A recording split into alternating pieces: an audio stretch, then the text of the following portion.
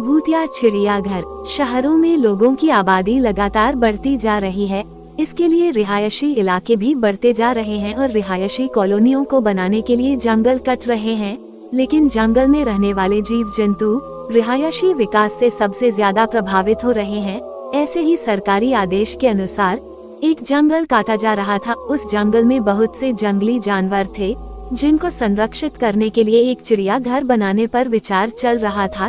ठीक तभी प्रशासनिक निर्णय से एक बहुत पुराने खंडहर को चिड़ियाघर में बदल दिया जाता है और कटे हुए जंगलों से जितने भी जानवर पकड़े गए हैं उन्हें इसी चिड़ियाघर में लाकर रख दिया जाता है। लेकिन सभी इस बात से अनजान थे कि ये खंडहर कोई साधारण भवन नहीं है, बल्कि भूतों का एक रहस्यमय ठिकाना है। आज भी कई भूत खंडहर के कोने कोने में उपस्थित हैं और प्रशासनिक अधिकारियों को भूतों की दहशत का नमूना जल्द ही दिखाई देने वाला था, क्योंकि जितने भी जानवरों को खंडहर में लाया गया था सभी के बर्ताव डरावने हो चुके थे। उनके पिंजरे के करीब जाते ही वह जोर जोर से आवाज निकालने लगते। मामला जानवरों से जुड़ा था, इसलिए पशु चिकित्सक को चिड़ियाघर बुलाया जाता है।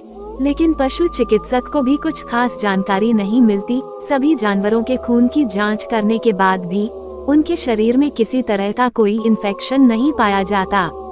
दरअसल जानवरों के अंदर भूत होना कल्पना से परे था, इसलिए पशु चिकित्सक अपने विज्ञान के माध्यम से इलाज करने का प्रयास कर रहे थे। बहुत जल्द चिड़ियाघर दर्शकों के लिए खोला जाना था, लेकिन जानवरों का ऐसा हाल देखकर आम जनता के लिए चिड़ियाघर खोलने के फैसले पर रोक लगा दी जाती है।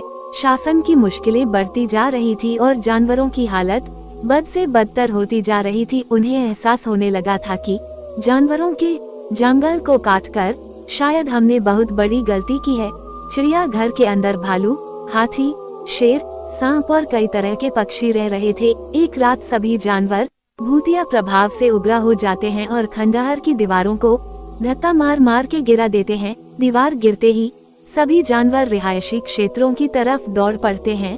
भूतिया चिड़ियाघर खाली हो चुका था और सड़कों में जानवर मौत का तांडव मचा रहे थे। रास्ते से निकलने वाली गाड़ियों को हाथी अपने हमले से क्षतिग्रस्त कर रहे थे और शेर, चीते इंसानों को कई टुकड़ों में काट रहे थे। शहर की सड़कों पर खून की नदियां बहने लगी और प्रशासन हाथ में हाथ धरे बैठा था। किसी को कुछ समझ में नहीं आ रहा था कि इतने सारे जानवरों को कैसे काबू में किया जाए। सारे शहर में कर्फ्यू लगा दिया गया था। सभी को लग रहा था कि जंगली जानवर अचानक जंगलों के कटने से पागल हो चुके हैं, इसलिए इतना नरसंहार कर रहे हैं। किसी भी कानून में इंसानों की जान को प्राथमिकता दी जाती है, इसलिए जंगली जानवरों को मारने के आदेश जारी कर दिए जाते हैं और आदमखोर जानवरों को हेलीकॉप्टर की मदद से ट्रैक किया जाने लगता है। शहर के चारों तरफ मौत मंडरा रही थी। जानवर अब कॉलोनियों में घुसकर लोगों के घर तोड़ने लगे। जानवरों की दहशत से कोई पहाड़ में भाग रहा था तो कोई पेड़ में चढ़ रहा था। सब कहीं न कहीं अपनी जान बचाने में लगे हुए थे। सारे शहर में आर्मी तैनात कर दी जाती है और आर्मी टैंक रोड पर जानवरों को ढूंढ ढूंढ कर मार रहे होते हैं। लेकिन जानवरों के अंदर भूत सवार थे, इसलिए वह बेखौफ होकर आर्मी के टैंकों की धज्जियां उड़ा देते हैं। हाथी अपनी जोरदार टक्कर से कई टैंकों को धराशायी कर देते हैं। जानवर किसी के कंट्रोल में नहीं आ रहे थे। तभी अचानक ऊपर उड़ रहे हेलीकॉप्टर पर एक विशालकाय बाज झपट्टा मार देता है, जिससे हेलीकॉप्टर का संतुलन बिगड़ जाता है और हेलीकॉप्टर घने जंगल में जा गिरता है, जिससे जंगल में एक जोरदार धमाका होता है और हेलीकॉप्टर के अंदर उपस्थित सभी लोगों की जान चली जाती है।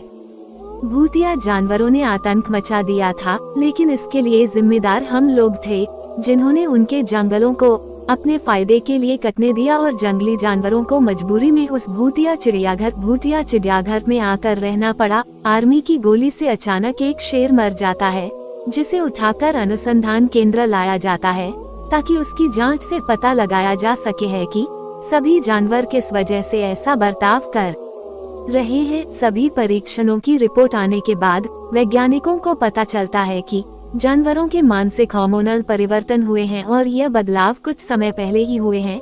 लेकिन ऐसा क्यों हुआ और जानवर ऐसा किस वजह से कर रहे थे, इसका पता खंडहर के अंदर ही चल सकता था।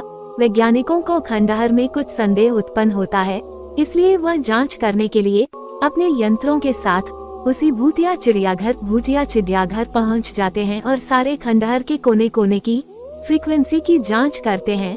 तब उन्हें अपने डिवाइस पर आत्माओं के होने के संकेत दिखाई देते हैं। वैज्ञानिकों को पता चल जाता है कि सभी जानवरों के शरीर को भूत प्रेतों ने कब्जा कर लिया है और अब भूत ही शहर में आतंक मचा रहे हैं। वैज्ञानिक प्रशासनिक अधिकारियों से मुलाकात करते हैं और बताते हैं कि सभी जानवरों के आदमखोर बनने की वजह भूतिया आत्माएं हैं जो कि उस खंडहर में मौजूद हैं।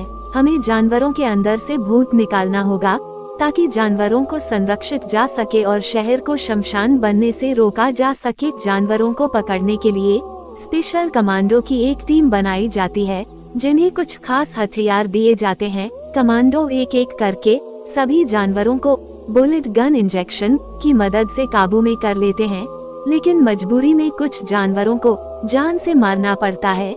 जानवरों को रिसर्च सेंटर लाया जाता है और उनके मानसिक बर्ताव को ठीक करने के लिए उनका न्यूरो हार्मोन ट्रांसप्लांट किया जाता है।